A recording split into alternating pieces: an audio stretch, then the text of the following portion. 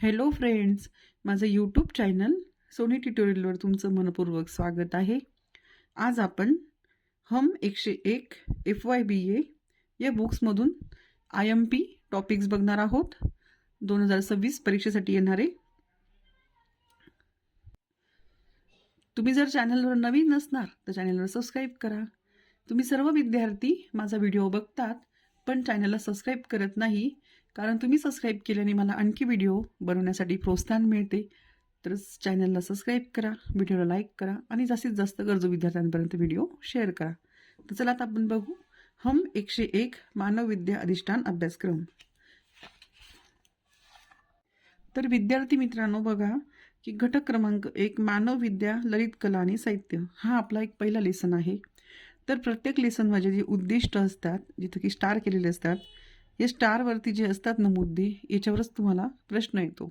जसं की आता आहे ह्या घटकातील सर्व प्रश्नांची उत्तरे लिहिल्यामुळे आपल्याला तर काय आहे, मानव विद्येचे स्वरूप अन्य विद्याशाखापेक्षा कोणत्या बाबतीत वेगळे आहे हे सांगता येईल.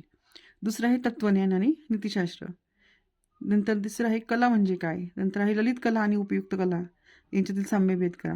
तर हे जे आहेत ना स्टार केलेले प्रश्न, याच्यावरच तुम्हाला प्रत्येक लेसनमधून एक एक दोन दोन प्रश्न येतो.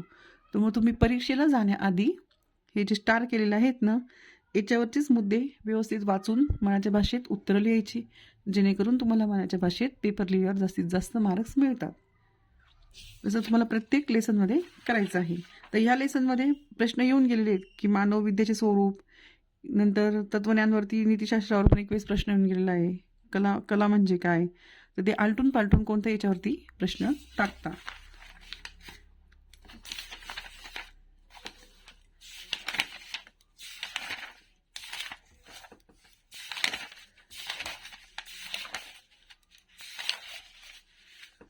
ही आहे आदिम संस्कृती कला म्हणजे काय. तर समजून घ्यायचं आहे तुम्हाला की ते कशावरती माहिती दिलेली आहे, ती मनाच्या भाषेत तुम्हाला लिहायची आहे. मनाच्या भाषेत लिहिल्यावरती मार्क्स खूप मिळतात. कॉपी करायची नाही आपल्याला, मनाच्या भाषेत भरपूर पेपर लिहायचा आहे. पेपर फक्त कोरा ठेवायचा नाही, पेपर लिहायचा आहे. लिहिल्याने आपल्याला भरपूर मार्क्स मिळतात. आता घटक दुसरा चित्र, शिल्प आणि वास्तुकला. मग त्याच्याविषयी प्रास्ताविक दिलेलं आहे. मग ते स्टार दिलेले आहेत आपल्याला परत इथे. या स्टारवरती दिलेले चित्र, शिल्प, वास्तुकलेच्या संदर्भात येणाऱ्या कला व्यवहारातील विविध घटकांच्या व सहकर्मीच्या सहभागाचे स्वरूप सांगता येईल. नंतर चित्रशिल्प वास्तुकलेतील दृश्य घटकाचे स्वरूप व रचना तत्वे उलगडून सांगता येतील. हे आपल्याला पॉईंट्स दिले आहे. ते हे पॉईंट्स आपण याच्यावरची माहिती वाचून जायची आहे आणि ती आपल्या मनाच्या भाषेत लिहायचं आहे. त्याच्यावर जर प्रश्न आला तर त्याच्यावरतीच प्रश्न येतो, दुसरा कुठूनच प्रश्न येत नाही.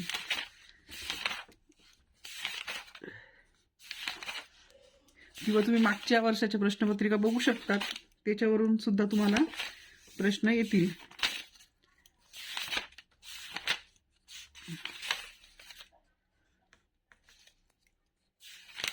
शब्द बदलून घेतात, अर्थ तोच असतो, तुम्हाला वेगवेगळे शब्द लक्षात ठेवायचे आहे. परत घटक क्रमांक आहे 3 संगीत आणि नृत्यकला. याच्यामध्ये सुद्धा हे स्टार केलेले असतात ना, हे याच्यावरचं तुम्हाला वाचून जायचं आहे. आता याच्यामध्ये आहे संगीत. हा प्रश्न, संगीत व नृत्यकलेतील सौंदर्याचे रसग्रहण करता येईल का, हा पण येऊ शकतो याच्यावरचा. नंतर आहे ईश्वर आणि लय द्रव्य, हे पण वाचून जायचं, आता येऊ शकतं पेपरला.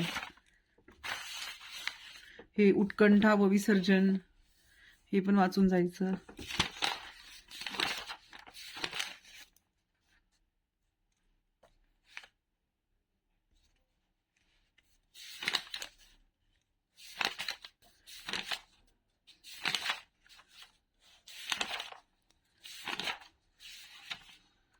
पुढचं लेसन आहे नाट्य आणि चित्रपट. याच्यावर तर आपण मनाच्या भाषेत लिहू शकतो. आपण सिनेमा नेहमी बघतो, नाट्य पण बघतो. त्याच्यावरती फक्त त्याचे शब्दांचे अर्थ समजून मनाच्या भाषेत आपल्याला त्याची वाक्यरचना तयार करायची आहे. आशयानुरूप संवाद, वजन जोर, विराम, वाक्य कारणे, वाक्य कापणे, हे सर्व आपल्याला याचा अभ्यास करायचा आहे. प्रत्येक लेसनमधून 1-2 प्रश्न येतात. ठराविक पहिल्या आणि दुसऱ्या लेसन्समधून तर पहिला, दुसरा, तिसरा जो लेसन असतो प्रत्येक बुक्सचा तिच्यातून 100% प्रश्न येतो. आणि मधले आणि शेवटचे जे लेसन असतात त्याच्यातून सुद्धा ते प्रश्न 1-1, 2-2 प्रश्न घेतात. आता सर्जनशीलवरती प्रश्न येतोच. सर्जनशील प्रयोग आणि लोककथा साहित्य, पथनाट्य नाही, ते नाही येणार. चित्रपटाची कल्पकता,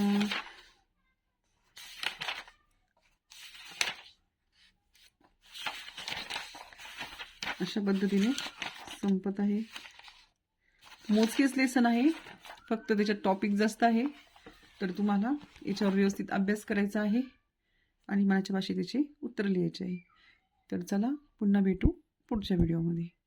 तोपर्यंत तुम्ही अभ्यास करून पेपर व्यवस्थित लिहा. सर्वांना बेस्ट ऑफ लक पेपरसाठी.